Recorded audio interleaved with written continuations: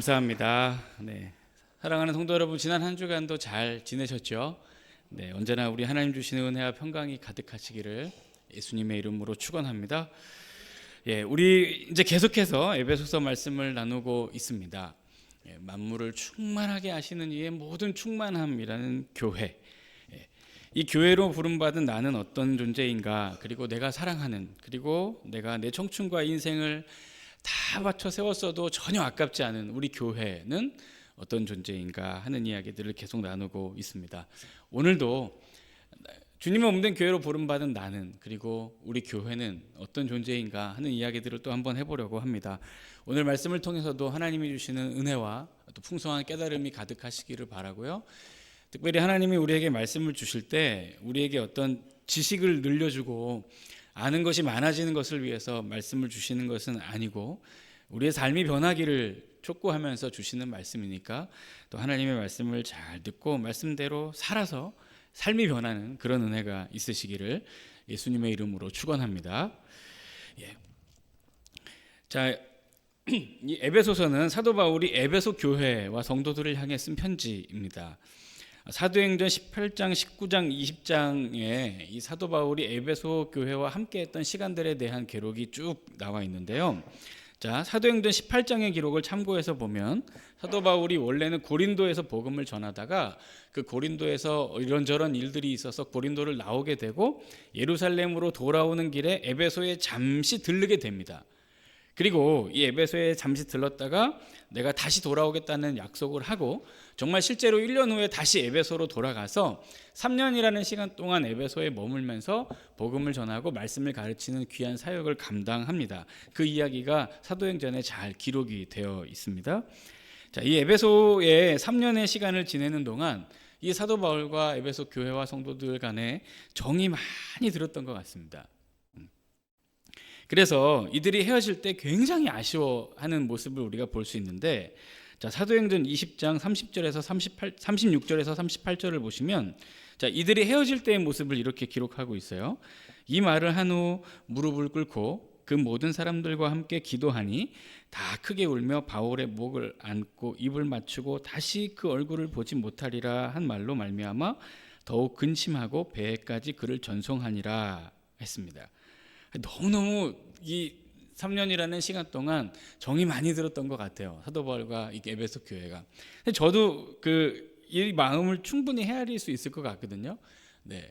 저도 우리 하나님교회에서 처음 2009년에 사역 시작해서 2013년까지 5년을 사역하고 마지막으로 예배를 드리면서 그 당시에 우리 함께 예배드렸던 청년들하고 마지막 예배 드릴 때 뭐 얼마나 눈물이 나고 막 슬프던지 그래서 되게 많이 울었던 그런 기억이 납니다. 아무튼 이 에베소 교회 성도들과 사도 바울이 이 시간들 동안 굉장히 친밀하게 교제하면서 하나님 안에서 풍성한 사랑을 나눴던 것 같아요. 자, 이런 교회와 작별을 하면서 사도 바울이 다음과 같은 염려를 또 남기고 당부의 말을 전하기도 했는데, 자, 하나 더 읽어볼게요. 사도행전 20장 29절에서 31절인데 여러분들은 자막을 한번 보시고 저는 새번역 성경으로 한번 읽어보도록 하겠습니다. 자, 내가 떠난 뒤에 사나운 이리들이 여러분들 가운데로 들어와서 양떼를 마구 해하리라는 것을 나는 잘 압니다.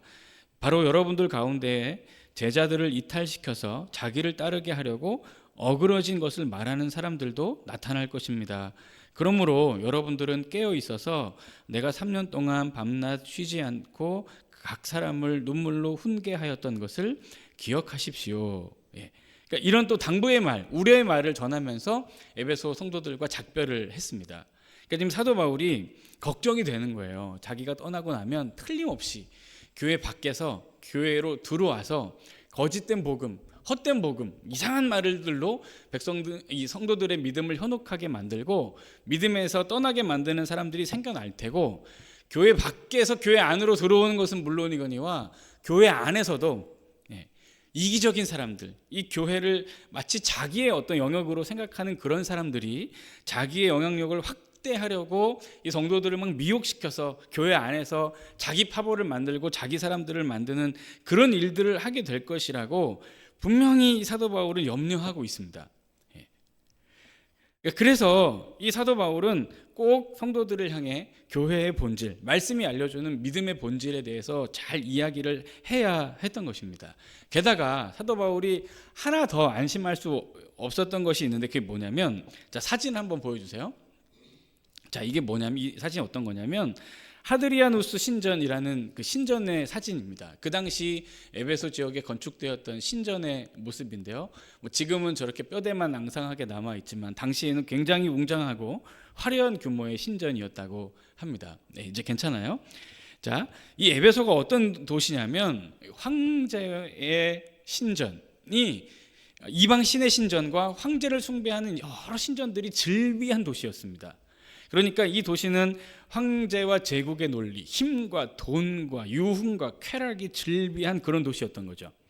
그리고 우상 숭배가 얼마나 만연해 있었는지 이 도시에서 신앙을 지키고 산다는 것이 그리 쉬운 일이 아니었던 것입니다. 그러니까 교회 안팎에서의 어떤 도전들, 거짓된 말들을 전하는 그런 헛된 선지자들, 게다가 세상 풍조의 위협까지 있는데, 이 상황 속에서 에베소 교회의 성도들을 남겨두고 떠나는 사도 바울의 마음이 편치 않았고, 떠나 있으면서도 이 성도들이 믿음을 잘 지키며 살기를 늘 걱정하고 염려하면서 이 편지를 써서 보낸 거예요. 그러니까 이런 상황에서 믿음을 잘 지키고 살아야 할 필요가 있었기 때문에 사도 바울은 교회의 본질, 교회의 그 존재의 본연의 목적, 그리고 그 교회의 주인 되신 하나님 아버지와 예수 그리스도가 누구신지에 대해서 정확하게 설명을 해주고 분명히 가르쳐 주어야 그들이 올바르게 믿음을 붙들고 하나님을 잘 섬길 수 있다고 생각한 것입니다. 그래서 이 에베소서를 통해 성도들을 교훈하고 권면하는 것입니다. 자, 그런 의미에서 오늘 우리는 함께 이 에베소서의 시작 부분인 이 처음, 이 서원 부분을 살펴볼 텐데요. 오늘 1장 1절 2절 이 짧은 말씀을 통해서도 사도 바울은 교회의 본질과 교회의 주인 되신 하나님이 어떤 분이신지를 상세하게 설명합니다. 자, 우리 그러면 1절을 한번 보겠습니다. 1절 앞부분만 한번 볼게요. 하나님의 뜻으로 말미암아 그리스도 예수의 사도된 바울은 했습니다. 자, 사도 바울은 이 편지를 시작하면서 이 편지를 보내는 발신자, 자신이 누구인가를 밝히면서 시작을 합니다. 자, 사도 바울은 스스로에 대해서 이렇게 얘기를 합니다. 하나님의 뜻으로 말미암아 그리스도 예수의 사도된 바울, 이렇게 얘기합니다. 그러니까 자신이 지금 이런 편지를 써서 여러분들에게 보내는 것, 이 모든 것은 다 하나님의 뜻으로 말미암아 된 것이다. 그리고 나는 하나님의 뜻으로 사도의 부르심을 받아서 사도의 역할을 감당하면서 살아가고 있다고 자신의 정체성을 규정하면서 에베소 성도들에게 소개하며 이 에베소서를 시작하고 있습니다. 자, 여기 사도 바울이 자신을 가리키면서 사도라고 표현했는데, 자, 이 사도 아포스톨로스라는 이 단어는 전권을 위임받은 메신저, 이런 뜻을 가지고 있습니다. 자, 여러분 가끔 이제 뉴스에 보면 그 뭐 대통령이 어떤 나라에 이렇게 특사를 파견했다, 뭐 이런 이제 뉴스 기사들을 우리가 종종 접할 수 있잖아요. 바로 그 특사가 이 대사, 이 그 사도 아포스톨로스라는 단어입니다. 자, 스스로 계획한 여행도 아니고요, 자기 업무를 처리하기 위해 가는 여정도 아닙니다. 자기가 스스로 계획하지도 않고요, 그렇다고 해서 상대에게 초청을 받아서 가는 것도 아닙니다. 그러니까 나라의 한 지도자가 어떤 일을 위해서 이 일을 감당하기에는 그 사람이 가장 적합하겠다라고 판단을 하고 그 사람을 선택해서 그에게 모든 것을 다 알려줍니다. 어딜 가라, 누굴 만나라, 무슨 일을 하고 무슨 말을 해서 이러이러한 결과들을 가지고 와라 하고 모든 임무를 그에게 부여하는 것이죠. 그는 자신을 보낸 사람으로부터 부여받은 임무를 성실하게 감당하고 돌아올 뿐 자신 스스로 판단하고 계획하고 가거나 말하거나 일하지 않습니다. 그냥 보낸 사람의 뜻을 따라 맡겨진 일들을 감당하고 돌아오게 됩니다. 이게 사도예요. 사랑하는 우리 성도 여러분, 사도 바울이 자신을 소개하면서 사도, 하나님의 뜻을 따라 예수 그리스도의 복음을 전하며 살도록 부르심을 받은 사도라고 말하는 이 표현에 귀를 기울여 보아야 합니다. 사도 바울은 지금 자신을 이렇게 말하고 있는 거예요. 나는 하나님의 뜻을 따라 선택을 받아 하나님 아버지의 복음, 예수 그리스도의 복음을 전하는 사람입니다. 나는 나를 보내신 이의 뜻, 나를 부르신 하나님 아버지의 뜻만 전하며 사는 사람입니다. 그분의 뜻을 따라 오늘도 복음을 전하고 있고 내일도 복음을 전하고 있고 여러분들에게도 이 편지를 쓰고 있습니다. 나는 철저하게 나를 부르시고 나에게 이 사명을 주신 하나님의 뜻대로 움직이며 살아가고 있습니다 라고 자신을 소개하는 것입니다. 그러면 사랑하는 성도 여러분, 만약에 누군가가 우리에게 당신은 뭐 하는 사람입니까? 우리 집사님, 권사님들은 어떤 인생입니까? 인생의 목표가 무엇입니까? 어디를 향해 달려가고 있습니까? 라고 물으면 우리는 뭐라고 답하겠습니까? 우리도 똑같습니다. 사도 바울을 부르신 우리 하나님이 우리도 똑같이 부르셨습니다. 고로 우리도 이와 같은 질문에 이렇게 답할 수 있어야 합니다. 나요? 내 인생으로 말할 것 같으면 나를 구원하신 하나님의 은혜로 사는 사람이죠. 나를 부르신 하나님의 뜻을 전하고 그 뜻을 이루며 사는 사람입니다. 나를 부르신 하나님이 원하시는 것, 즉 복음이 전해지는 일, 생명이 살아나는 일, 교회가 세워지는 일, 그 일을 위해 수고하며 살 뿐입니다. 오직 내 관심은 나를 구원하신 분의 뜻이 이루어지는 것밖에 없습니다. 그분의 뜻을 따라 나는 오늘도 복음이 전해지기를 원합니다. 나는 오늘도 밥을 잘 먹습니다. 운동도 열심히 하고 건강을 지킵니다. 복음을 잘 전하려고 그렇게 하는 겁니다. 나는 여러분들을 모든 사람들에게 친절하게 대하고 여러분들과 함께 나누고 베풀고 사랑하며 살려고 애를 씁니다. 나를 보내신 하나님께서 그와 같은 삶으로 복음을 전하기를 원하시기 때문입니다. 나는 그저 나를 구원하신 내 인생과 영혼의 주인 되신 하나님의 뜻을 따라 복음을 전하는 것밖에는 모르는 나는 그런 사람입니다. 이렇게 답할 수 있어야 하겠습니다. 이것이 우리의 부르심입니다. 이것이 우리 인생의 본질입니다.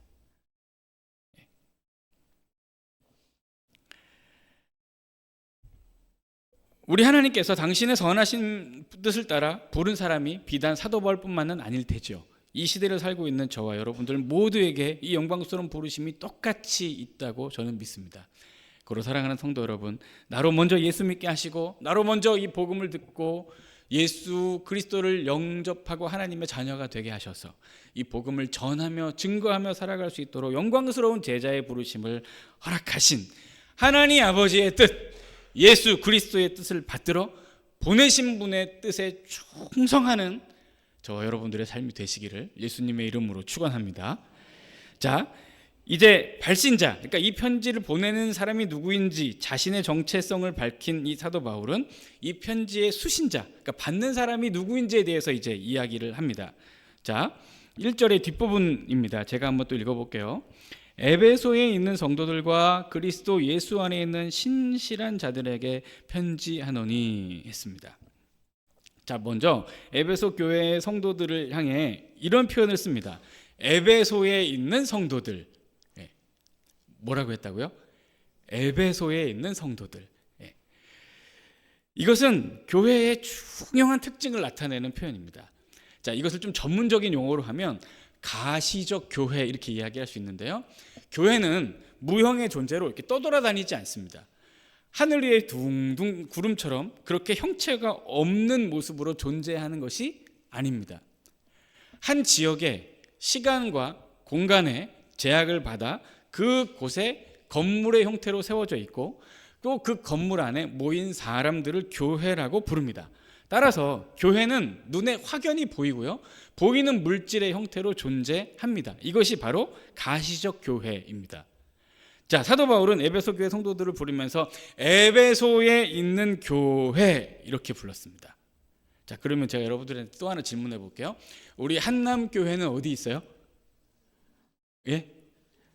이 지구에 있죠. 그렇죠? 그럼 이 지구상에 또 어디 있습니까? 대한민국에 있습니다. 그리고 대한민국 중에서도 어디에 있죠? 경기도 성남시에 있습니다. 성남시 중에서도 어디 있습니까? 성남동에 있습니다. 우리 한남교회는 이 지구상에 대한민국이라는 나라에 성남이라고 불리는 도시에 성남동이라는 동네에 떡하니 서 있습니다. 하나님이 이 자리, 이 위치, 이 시대, 지금 여기 이 한남교회를 세우셨다는 것입니다. 그래서 이 땅을 살아가고 있는 우리 동시대를 사는 모든 사람들은 우리 한남교회의 존재를 가시적으로 확인할 수 있습니다. 왜요? 성남이라는 도시에, 성남동이라는 이 동네에 버젓이 형체를 가지고 딱 서 있는 교회이기 때문에 그렇습니다. 제가 아까 좀 전에 설교를 시작하면서 에베소 사진 하나 보여드렸죠. 하두리아누스라는 신전이 크게 서 있는 그 모습을 우리가 봤습니다. 에베소라는 동네가 그런 곳입니다. 우상의 신전들이 질비하게 세워진 곳, 황제를 숭배하는 신전들이 질비하게 세워진 곳, 황제를 숭배하고 우상을 숭배하는 사상이 아주 보편화된 곳, 그리고 음란하고 추악하고 더러운 문화들이 판을 치는 곳, 사람들이 부귀와 영화와 권력에 환장하고 속된 말로 혈안이 되어서 그것들을 추구하며 사는 그런 도시의 한 복판에 세워진 교회가 에베소 교회입니다. 그러면 그런 황제의 도시, 우상 숭배의 도시, 돈과 쾌락과 유흥에 미쳐서 사는 사람들 틈바구니에 떡하니 세워진 그 교회는 왜 하나님께서 그곳에 그 교회를 세우셨겠습니까? 황제의 논리에 따라 사는 사람들에게 동화되지 않고 우상 숭배를 하면서 사는 사람들을 따라가지 않고 오히려 그들을 예수 그리스도의 복음으로 변화시켜서 하나님 앞으로 인도하라고 부르심을 주셔서 그 에베소에 세운 것입니다. 돈이 전부인 줄 알고 쾌락이 전부인 줄 알면 사는 인생들이 많은 그 에베소에 에베소 교회를 세우신 것은 돈과 쾌락의 노예가 되지 말고 예수 그리스도의 은혜로 구원받아 하나님의 자녀가 되도록 복음을 전하고 저들 하나님 앞으로 인도하라는 하나님의 뜻을 그 땅에 펼치시기를 원하셨기 때문에 하나님이 에베소 동네에 에베소 교회를 세우신 것입니다.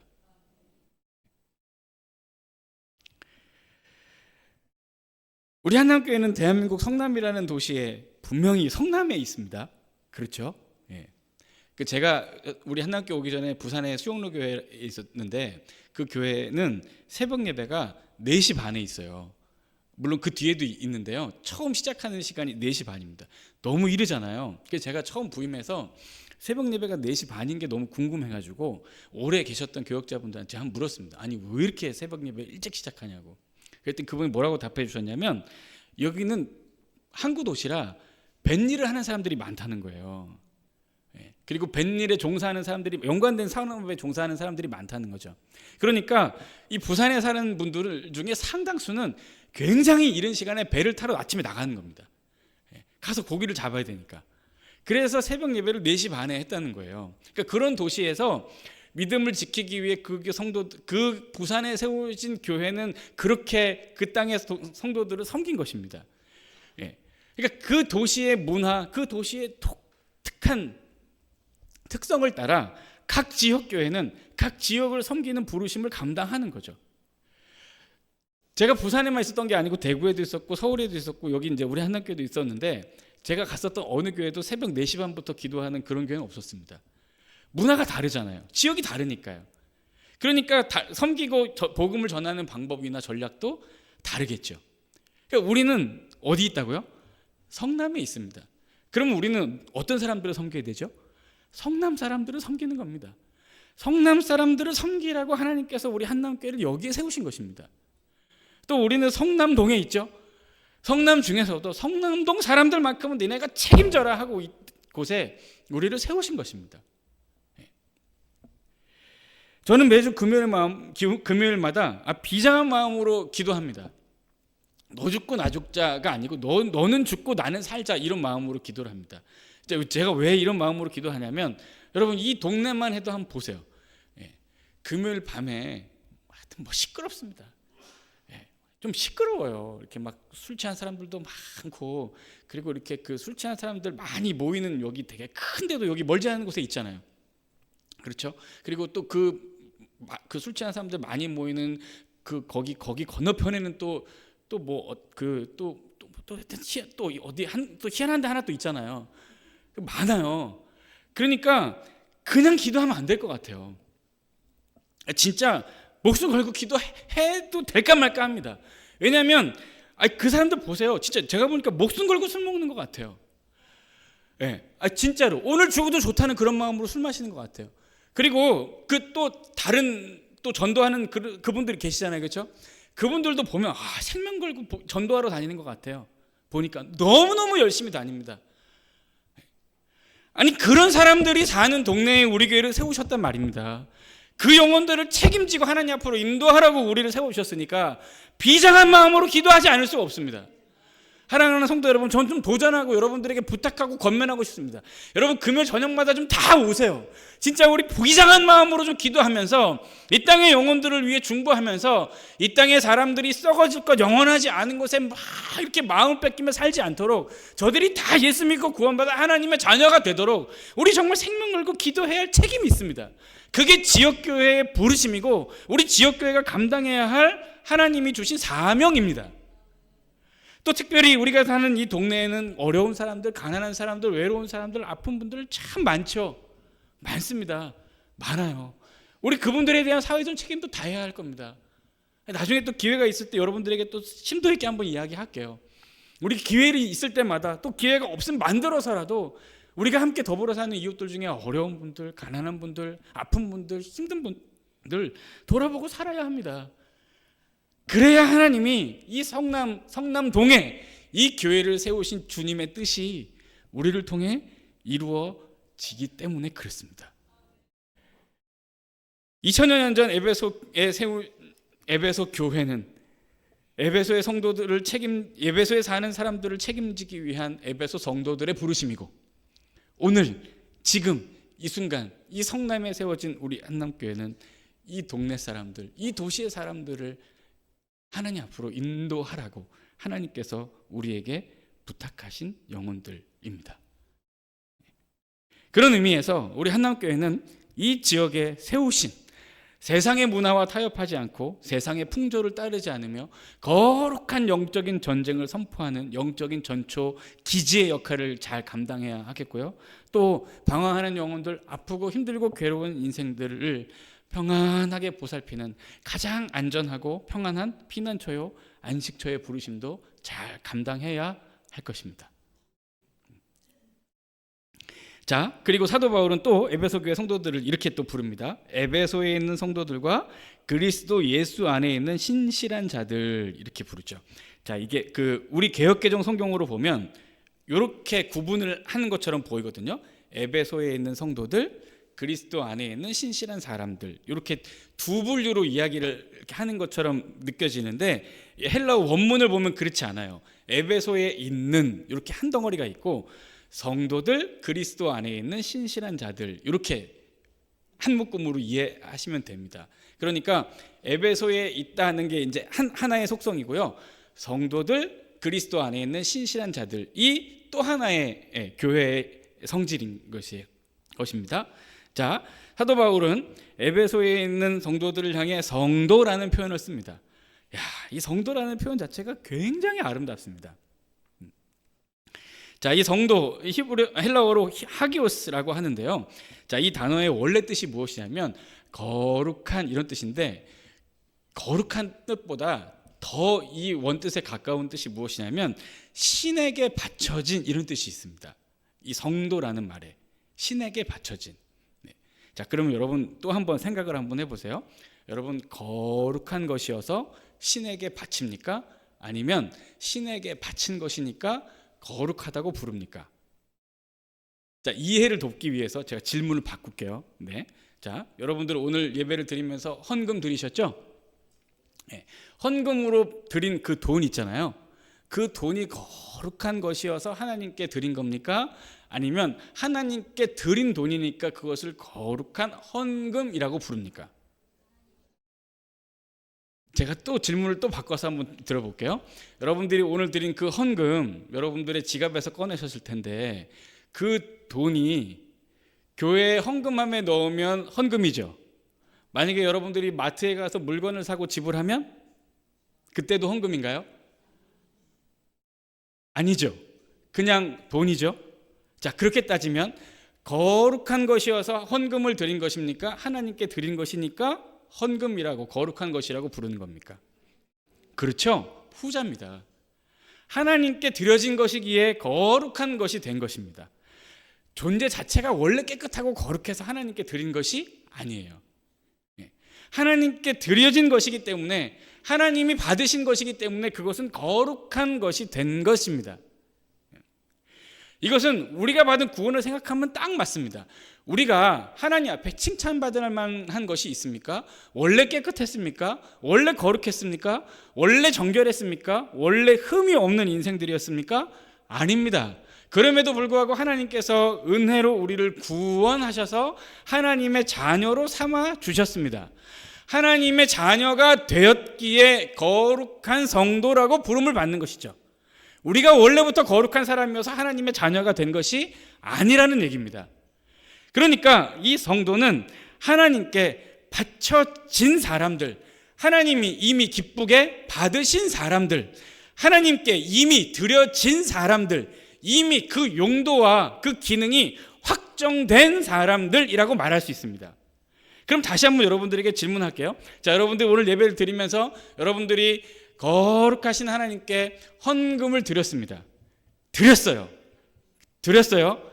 다시 이 돈 너무너무 아깝다는 생각이 들어서, 혹은 집에 가다가 맛있는 거 사 먹어야지라는 생각이 갑자기 들어서 여러분들이 드린 그 헌금, 저 헌금함에 손 넣어서 다시 꺼내실 분 계십니까? 그러실 분 한 분도 안 계시죠? 그렇죠? 끝났어요. 그러면 이미 드렸잖아요. 이미 넣었으면 끝난 거 아닙니까? 그거 다시 손 넣어서 뺄 사람 아무도 없습니다. 왜요? 이미 드렸잖아요. 이미 드려서 거룩한 곳에 쓰이게 이미 끝났잖아요. 그걸 뭘 다시 꺼내서 우리의 개인적인 삶의 용도를 위해서 쓰겠습니까? 그럴 필요도, 그럴 이유도, 그럴 의도도 없죠. 끝났습니다. 끝났어요. 우리가 뭐라고요? 성도는 어떤 사람들이요?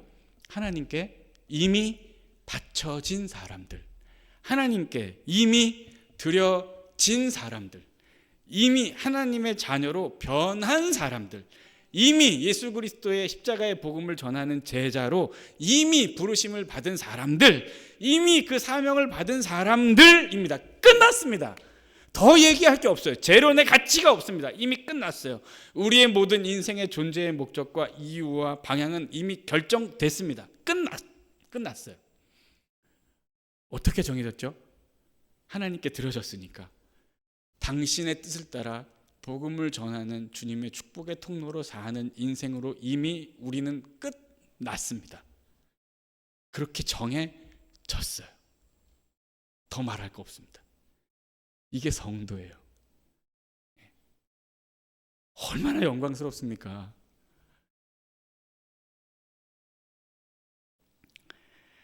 자, 이 성도라는 호칭이 하나님의 전적인 구원의 은혜에 의해 얻게 된 영적인 신분이라면, 그 다음에 이어지는 신실한 자라는 호칭은 이 성도라는 이름에 가장 합당한 삶의 태도라고 말할 수 있습니다. 자, 여기 신실하다고 할 때 이 단어도 굉장히 우리가 중요하게 생각해야 되는 그런 단어인데요. 이 단어가 성경 곳곳에서 믿음이라는 의미로 번역이 많이 됐습니다. 그리고 실제로 이 신실함, 피스토스라는 단어가 원래의 뜻은 이런 뜻이에요. 변치 않음, 한결같음, 언제나 늘 그 자리에 있음, 이런 뜻입니다. 자, 이 에베소는 황제의 도시, 우상의 도시, 쾌락의 도시, 돈의 도시라고 했습니다. 이런 도시에서 하나님을 잘 믿고 신실하게 하나님을 섬기며 산다는 것이 결코 쉬운 일이 아니겠죠. 주변에서 만나는 모든 사람들은 거의 대부분 황제를 섬기고 우상을 섬기고 돈의 노예가 되고 쾌락을 즐기며 사는 일에 인생의 모든 시간을 다 보내는 그런 사람들일 것입니다. 그런 사람들과 더불어 살아가면서 이 믿음을 지키는 게 쉽지 않죠. 우리도 마찬가지 아닙니까? 사실 예수 믿는 사람보다 예수 안 믿는 사람들이 많고, 우리도 돈을 벌며 살아야 하는 우리의 일터와 삶의 현장에는 예수 안 믿는 사람들이 많습니다. 그들이 하는 얘기가 혹하게 들리기도 하고, 그들이 하는 말이 맞다고 고개가 끄덕여지는 부분들이 많이 있죠. 그리고 실제로 우리도 그들을 따라서 세상의 헛된 욕심들 다 버리지 못한 욕망의 노예가 되어 사는 경우들도 많이 있습니다. 그러나 이미 우리는 하나님께 드려졌습니다. 끝났어요. 그러니까 누가 뭐라고 유혹을 하든지 어떤 상황이 어떤 환경이 오든지 간에 상관없습니다. 그냥 늘 한결같이 예배 드리는 거예요. 늘 똑같이 늘 변함없이 하나님 섬기는 겁니다. 항상 늘 꾸준하게 변함없이 언제나 그 자리에 그렇게 살아가는 존재들이죠. 그래서 사도 바울은 성도들 예수 그리스도 안에 신실한 사람들이라고 에베소 교회 성도들을 호칭하며 불렀다는 것입니다. 사랑하는 성도 여러분, 하나님 앞에 이미 드려졌으니까 우리 흔들리지 말자고요. 변하지도 말자고요. 왔다 갔다 하지 말자고요. 줄기차게 진득하게 마음과 생각을 딱 정하고 하나님 평생 잘 섬기는 저 여러분들의 삶이기를 예수님의 이름으로 축원합니다. 자, 신실한 하나님의 사람들, 성도로 부름받은 사람들은 그럼 과연 어떤 힘으로 살아갈까? 자, 우리 2절을 함께 보겠습니다. 사도 바울이 에베소교회 성도들을 성도 신실한 자들이라고 호칭하면서 이들을 위해 축복하며 다음과 같은 기도를 합니다. 하나님 우리 아버지와 주 예수 그리스도로부터 은혜와 평강이 너희에게 있을지어다. 아멘. 네. 자, 여기 이 은혜는 하나님 아버지께서 자격이 없고 공로가 없는 우리 인생에 베풀어 주신 일방적인 구원의 은혜를 말합니다. 대가 없이 베풀어 주신 자비, 공로 없이 베풀어 주신 사랑을 뜻하는 것이죠. 네. 그리고 평강은 그 은혜를 받은 사람이 하나님으로부터 선물로 누리는 삶의 은혜가 바로 평강입니다. 예수 그리스도께서 십자가의 죽으심으로 이루어 놓으신 하나님과의 우리의 관계 회복의 그 화목함의 은혜가 평강으로 우리의 삶에 좌정하여 나타난 것이죠. 빌립보서 4장 6절 7절을 보시면 아무것도 염려하지 말고 다만 모든 일에 기도와 간구로 너희 구할 것을 감사함으로 하나님께 아뢰라. 그리하면 모든 지각에 뛰어난 하나님의 평강이 그리스도 예수 안에서 너희 마음과 생각을 지키시리라. 아멘. 예. 하나님의 평강이 그리스도 예수 안에서 우리의 마음과 생각을 지키신다고 합니다. 우리의 마음과 생각을 이끄는 힘이 예수 그리스도께서 주시는 은혜와 평강이라는 것입니다. 우리 예수 믿는 사람들은 무엇으로 삽니까? 예수님께서 주시는 은혜와 평강으로 살죠. 이 예수 그리스도께서 주시는 은혜와 평강이 우리에게 흘러넘치지 않으면 우리는 곧바로 이 세상의 모든 유혹들에 줄줄이 넘어지게 될 것입니다. 그리고 흘러넘치게 채우시는 그 하나님의 은혜의 자리를 세상의 즐거움과 유혹과 쾌락들로 대체하게 될 것입니다. 하나님을 떠나 금방 하나님을 잊고 사는 그런 존재로 전락해버리고 말 것입니다. 그래서 하나님이 당신이 택하시고 부르신 이미 그 용도를 결정하신 사랑하는 주의 몸된 교회의 성도들에게 그 믿음을 지키기로 살기로 결단한 신실한 사람들에게 언제나 하나님의 구원의 은혜와 십자가의 사랑과 그 은혜와 사랑으로 말미암는 놀라운 은혜와 평강을 넘치도록 부어주십니다. 그 은혜와 평강의 힘으로 살아가기 때문에 그렇습니다. 사랑하는 성도 여러분, 우리 하나님께서 주시는 은혜와 평강이 넘치시기를 예수님의 이름으로 축원합니다. 오늘 설교를 시작하면서 에베소에 세워졌던 큰 신전의 사진을 여러분 보셨죠? 지금은 그냥 오래된 역사적 건물에 불과합니다. 크고 화려했던 예전의 모습은 다 온데간데 없고 사라졌습니다. 그냥 옛날 건물, 옛날 유적에 불과합니다. 물론 역사학적으로, 고고학적으로는 가치 있는 유물이긴 하겠으나 그냥 옛날 한때 융성했던 나라의 제국의 문화를 상징하는 건물일 뿐입니다. 그 큰 신전에 드나들었던 모든 사람들도 지금은 다 없습니다. 그 신전을 만들었던 황제도, 그 모든 우상도, 권력도, 제국도 다 사라졌습니다. 남은 게 하나 있습니다.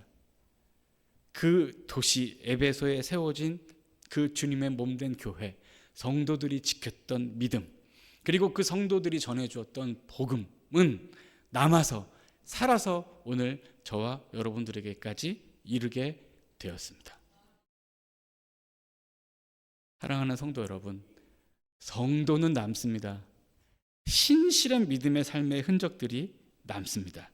우리가 사는 이 세상이 에베소처럼 거대해 보여도 결국 다 사라지게 될 것입니다.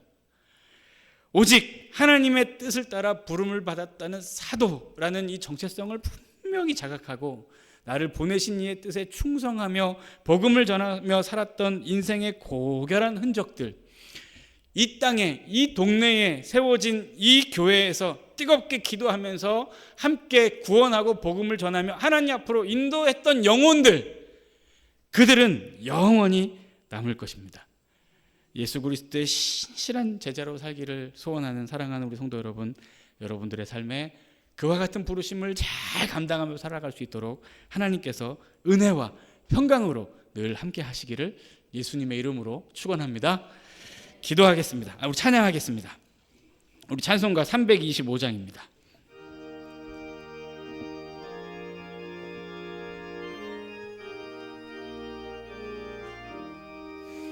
예수가 함께 계시니 시험이 오나 겁없네. 기쁨의 근원 되시는 예수를 위해 삽시다. 날마다 주를 섬기며 언제나 주를 기리고 그 사랑 안에 살면서 딴 길로 가지 맙시다. 이 세상 사는 동안에 주 이름 전파하면서 무한한 복락 주시는 예수를 위해 삽시다. 아멘.